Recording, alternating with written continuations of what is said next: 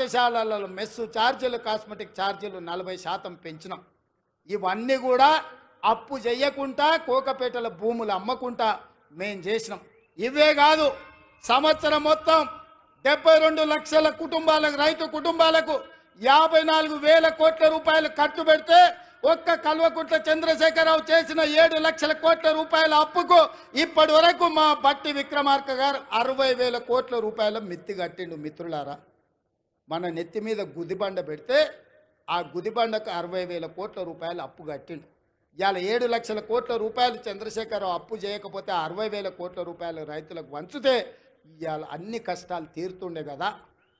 ఇవాళ ఆయన అప్పుకు 60,000, ఆయన ఒక్క కుటుంబం చేసిన అప్పుకు 60,000 కోట్లు కడితే 70 లక్షల రైతు కుటుంబాలకు 54,000 కోట్లు ఇచ్చినాం. అంటే ఆయన దోపిడీ ఏ లెవెల్లో సాగిందో, ఆ దోపిడీకి ఈరోజు మేము ఎట్లా బలైపోతున్నామో, తెలంగాణ బడ్జెట్ ఎట్లా కేసీఆర్ దోపిడీకి బలైపోయిందో మీరు ఒక్కసారి ఆలోచన చేయండి. ఇవాళ అక్కడ నిరసన తెలిపిన రైతులు లాఠీ చార్జ్ గురించి మాట్లాడుతున్నారు.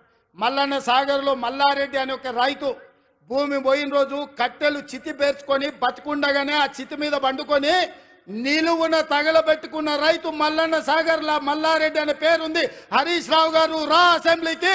ఆనాడు భూమి కోల్పోయిన మల్లారెడ్డి చితి పేర్చుకొని కాల్చుకున్నప్పుడు నీ కన్నీళ్ళు ఎక్కడికి పోయినాయి? నువ్వు ఆ కుటుంబాన్ని ఎంత ఆదుకున్నావో ఇవాళ మల్లారెడ్డి ఇంటికాడికి పోదామా అని నేను అడుగుతున్నా. ఇవాళ ఈ కపట ప్రేమ, ఈ ముసలి కన్నీళ్ళు మా పాలమూరు జిల్లా మీద చూపిస్తున్నావా? నేను ఇక్కడ పుట్టినోని, రేపు పోతే ఈ మట్టిలో కలిసేటోని. నాకు ఈ దుఃఖం తెలియదా? ఈ బాధ తెలియదా? ఇది అభివృద్ధి చేసే తెలియదా? ఇవాళ ఇక్కడున్న భూమి నేను ఎవరికో పంచిపెడితే చరిత్ర నన్ను క్షమిస్తుందా?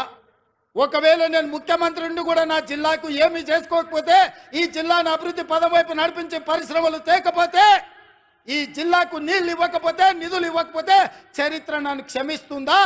చరిత్రలో క్షమించరాని నేరం నా చేత చేయించాలని వాళ్ళు కుట్రలు చేస్తున్నారు. ఇట్లాంటి కుట్రలు కుతంత్రాలు సాగవు మిత్రులారా. ఎవరు అడ్డం వచ్చినా తొక్కుకుంటా పాలమూరు జిల్లాకు నిధులు తెస్తా, నీళ్లు పారిస్తా. కొడంగల్లో పారిశ్రామిక వాడ ఏర్పాటు చేస్తా, 25,000 మందికి ఉద్యోగాలు ఇప్పిస్తుంది. నా బాధ్యత, నా జిమ్మెదారి అని నేను చెప్పదలుచుకున్నా. నా జవాబుదారీ, నా జిమ్మెదారి నాకు తెలుసు. నేను ఎవరికి భయపడేటోని కాదు. ఎవరికి భయపడితే ఇంత దూరం నేను రాను. నేను పుట్టింది పెరిగింది నల్లమల్ల అడవుల్లో బిడ్డ. మేము పులులను చూసినాం, అడవిలో ఉండే మృగాలను చూసినాం, తొడేళ్లను చూసినాం. అన్నిటిని ఎదుర్కొని ఇంత దూరం వచ్చిన మానవ మృగాలు మీరెంత నాకు కాలి గోటితో సమానమని నేను చెప్పదలుచుకున్నాను. ఇవాళ గౌరవంగా మర్యాదగా పరిపాలన చెయ్యాలి, ప్రభుత్వాన్ని నడపాలి, రైతులు ఆదుకోవాలి, విద్యార్థులకు ఉద్యోగాలు ఇవ్వాలి, మహిళలు ఆత్మగౌరవంతో ఉండాలి అని మా ప్రభుత్వం పనిచేస్తుంది. అందుకే ఇవాళ ఈ ప్రభుత్వం రైతు పండుగ ఈరోజు ప్రతి ఒక్కరి మధ్యలో కూర్చొని ధైర్యంగా ఇవాళ మీ దగ్గరకు వచ్చిన. ఎందుకంటే చేసిన కాబట్టి నేను వచ్చిన. చేసింది చెప్పుకోవడంలో మేము కాస్త వెనకబడ్డామని మా బట్టి గారు అంటుంటారు. నిజమే, పనిలో పడి చెప్పుకునేదే మర్చిపోయినాం. ఏంటంటే మనకు ఆడంబరాలు ముందు నుంచి తెలియదు. మనకు పని చేసుడు తప్ప పాలమూరు వాళ్ళకి ఏమన్నా తెలుసా?